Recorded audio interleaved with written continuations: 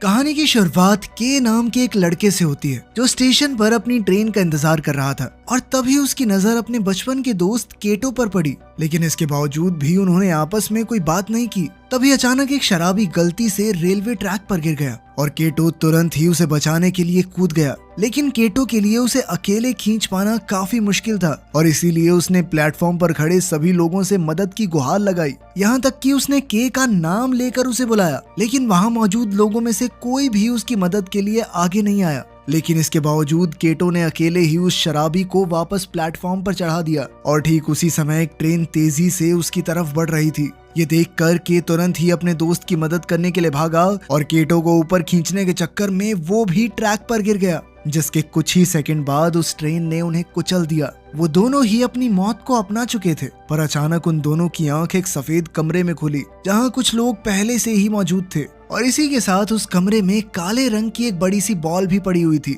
उन दोनों ने उस कमरे से बाहर निकलने का रास्ता ढूंढने की कोशिश की, लेकिन सभी खिड़कियां दरवाजे बंद थे और अब उन दोनों को समझ नहीं आ रहा था कि आखिर उनके साथ ये हुआ क्या है। तभी एक आदमी ने उन्हें बताया कि वो सभी लोग मर चुके थे और उन सब की आंख इस कमरे में ही खुली हैं, मानो ये कोई स्वर्ग या नर्क का कमरा हो। ठीक उसी समय उस काली बॉल से कुछ लेजर लाइट्स निकली और एक लड़की का शरीर बनने लग गया, जिस पर उस आदमी ने उन्हें बताया कि वो लोग भी इसी तरीके से वहां आए थे। उस लड़की ने कपड़े नहीं पहने हुए थे, जिस वजह से हिरोशी नाम का एक आदमी उसे गंदी नजर से देखने लगा, पर तभी केटो ने बीच में आकर उस लड़की को अपनी जैकेट से ढक दिया। उसी वक्त उस बॉल पर एक मैसेज दिखाई दिया जिसमें लिखा हुआ था कि वो सभी अपनी जिंदगी गंवा चुके हैं और अब उनकी नई जिंदगी का फैसला ये बॉल खुद करेगी। इसके बाद उस बॉल ने उन्हें ऑनियन नाम के एक अजीब से दिखने वाले जीव की तस्वीर दिखाई और कहा कि इसे ढूंढकर जान से मार दो। इसके बाद ही उस बॉल ने उन्हें कुछ बंदूकें और सूटकेस भी दिए, पर जब वो बॉल ये सामान देने के लिए खुली तो उन सभी को उसके अंदर एक आदमी बैठा हुआ दिखाई दिया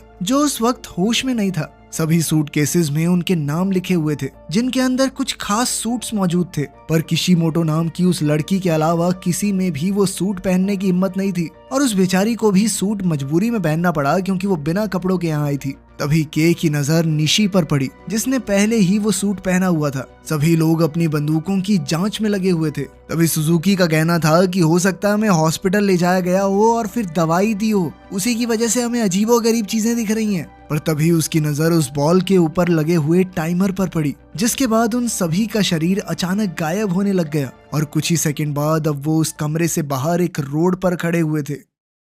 अब उनमें से कुछ लोगों को लग रहा था कि शायद अब वो घर जा सकते हैं, पर तभी निशी ने उन्हें बताया कि असल में वो लोग अब अमेरिकन ट्राई आउट नाम के एक टीवी शो का हिस्सा थे। ये शो